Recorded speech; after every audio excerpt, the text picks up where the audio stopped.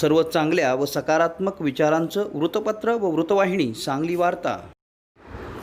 Sunday special या भागाचे प्रायोजक आहेत समीक्षा एंटरप्राइजेस, जय भवानी चौकारक, 9561103555, Mansi agri clinic, agri business centre, Pune. मुसलमानों का मोहल्ला. मेरा एक दोस्त अक्सर कहता था कि ये कौमी एकता की बातें बस कहने में अच्छी लगती हैं. कहता था कि तुम कभी मुसलमानों के मोहल्ले में अकेले गए हो? कभी जाकर देखो, डर लगता है. वो मुसलमानों से बहुत डरता था. हालांकि उसे शाहरुख खान, आमिर खान, सलमान खान बहुत पसंद है. वो उनसे नहीं डरता था, बस मुसलमानों से डरता था. वो मेरे साथ इंजीनियर बना. विज्ञान में उसकी दिलचस्पी इतनी कि कहता था कि अब्दुल कलाम की तरह मैं एक वैज्ञानिक बनना चाहता हूं और देश का मान बढ़ाना चाहता हूं. वो उनसे नहीं डरता था, बस मुसलमानों से डरता था. वो क्रिकेट का बड़ा शौकीन था, खासकर अजहरुद्दीन की बैटिंग का, ज़हीर खान और इरफान खान की लहराते हुई गेंदों का. कहता था कि ये तीनों जादूगर हैं, ये खेल जाए ना तो हम कभी हार नहीं सकते. वो उनसे नहीं डरता था, बस मुसलमानों से डरता था. वो नरगिस मधुबाला के हुस्न का मुरीद था. वो उन्हें ब्लैक एंड व्हाइट में देखना चाहता था. वो मुरीद था वहीदा रहमान की मुस्कान का, मुरीद था. वो उनसे नहीं डरता था, बस मुसलमानों से डरता था. वो जब भी दुखी होता था तो मोहम्मद रफ़ी के गाने सुनता था. कहता था कि खुदा बसता है रफ़ी साहब के गले में. मोहम्मद रफ़ी का नाम कान पर हाथ लगाकर ही लेता था और नाम के आगे हमेशा लगाता था साहब. अगर वो साहिर के लिखे गाने गा दें तो खुशी से रो लेने का मन करता था उसका. वो उनसे नहीं डरता था, बस मुसलमानों से डरता था.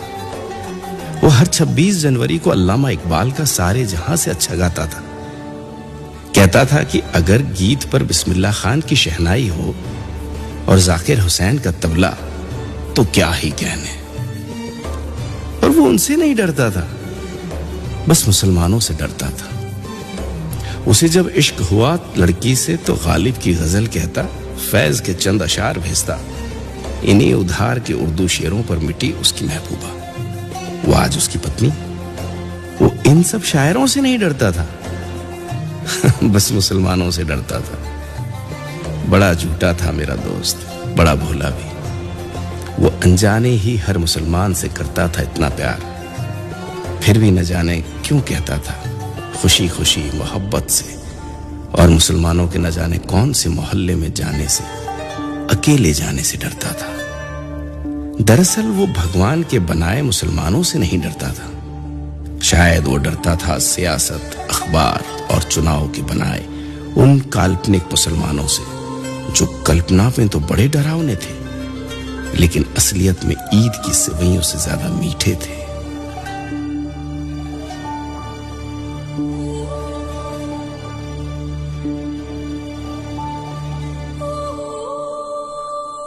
हिंदुस्तान का एक ऐसा मुसलमान जिसने अपने देश की गरिमा के लिए जो किया, वो जानकर हर एक भारतीय का सीना गर्व से चौड़ा हो जाएगा. आपको जानकर हैरानी होगी कि हैदराबाद का एक मुस्लिम शख्स ने देश की सुरक्षा के लिए 5 टन सोना दान कर दिया.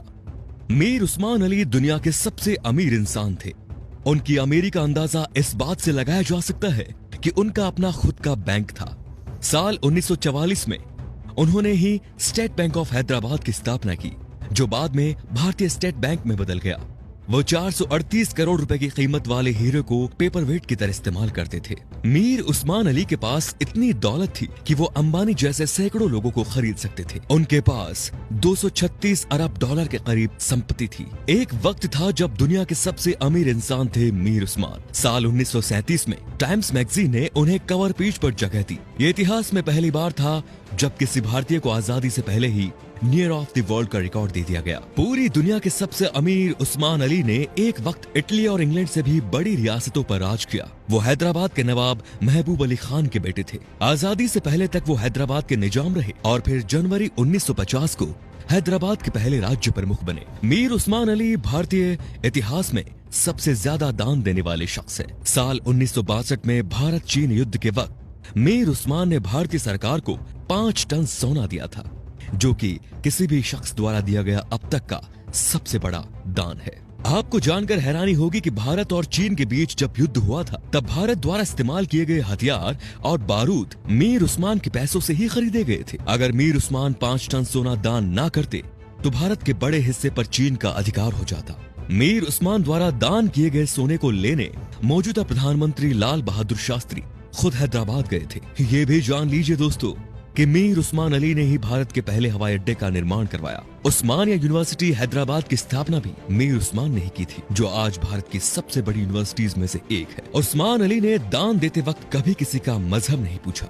उन्होंने जहां एक तरफ अलीगढ़ मुस्लिम यूनिवर्सिटी को 5 लाख रुपए दान किए, वहीं बनारस हिंदू यूनिवर्सिटी को 10 लाख रुपए भेजे। संविधान निर्माता भीमराव अंबेडकर को मीर उस्मान अली ने 54 एकड़ जमीन दान दे दी, जिस पर बाद में कई कॉलेज और यूनिवर्सिटीज का निर्माण हुआ। मीर उस्मान की सादगी का इसी बात से अंदाजा लगाया जा सकता है कि उन्होंने एक टोपी और एक कंबल में अपनी पूरी जिंदगी गुजार दी। यहाँ तक कि उन्होंने कभी सोने और चांदी के बर्तनों में खाना तक नहीं खाया। उनके लिए एक टीन की प्लेट बनाई गई थी, जो वो जिंदगी भर इस्तेमाल करते थे। निजाम म्यूजियम में मौजूदा दस्तावेजों के मुताबिक मीर उस्मान का जनाजा दुनिया का सबसे बड़ा जनाजा था। मीर उस्मान अली कहा करते थे कि जब तक निजाम जैसा मुसलमान जिंदा है, इस धरती की तरफ कोई आंख उठाकर भी नहीं देख सकता। ये वीडियो बनाने का मकसद उन लोगों की आंखें खोलना है दोस्तों, जो भारत की एकजुटता पर सवाल उठाते हैं, धर्म निरपेक्षता पर सवाल उठाते हैं, जो हिंदू मुस्लिम के भाईचारे पर सवाल खड़ा करते हैं। शर्म आनी चाहिए उन लोगों को कि जिस देश में कलाम साहब, मीर उस्मान साहब जैसे शख्स पैदा हुए, उन महान शख्स वाले देश में इस तरह के लोग इस तरह की घटिया सोच रखते हैं। अगर एक मुसलमान होने के नाते आपको गर्व महसूस हुआ तो इस वीडियो को दोस्तों लाइक जरूर कीजिए और शेयर भी जरूर कीजिए, ताकि ये बेहतरीन जानकारी सब तक पहुंच सके। तो हम आपसे मिलते हैं अगले वीडियो में।